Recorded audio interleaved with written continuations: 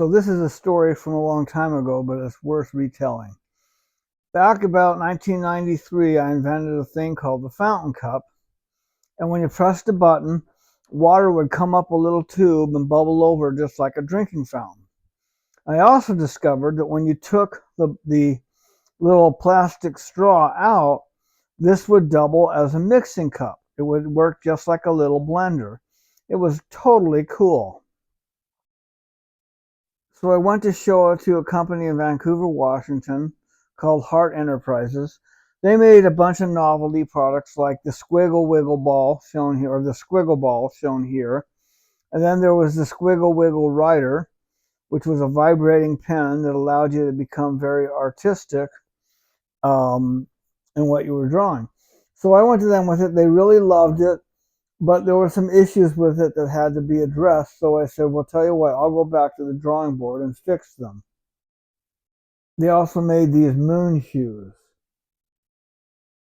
But between the time I showed it to Hart Enterprises and by the time I had fixed all the issues, Mark Hebenstreet, the sales manager for Hart Enterprises, had started his own company called Hog Wild, and he desperately wanted my cup.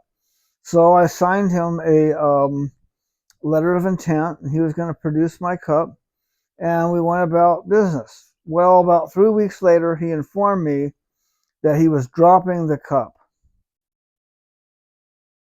But he didn't drop the cup. In fact, he made millions off of it, and he later introduced another version called the Moo Mixer. You can see that here. Anyway, he went on to make a fortune on this, never paid me a penny. It was a very disturbing thing because if you notice this version with the version of me holding it up on the front of the newspaper, it's the same thing. Yeah, then he even built this bigger version with the handle facing down as opposed to facing upwards, like this. And I did license it to Hart Enterprises, and this is the one they were going to do.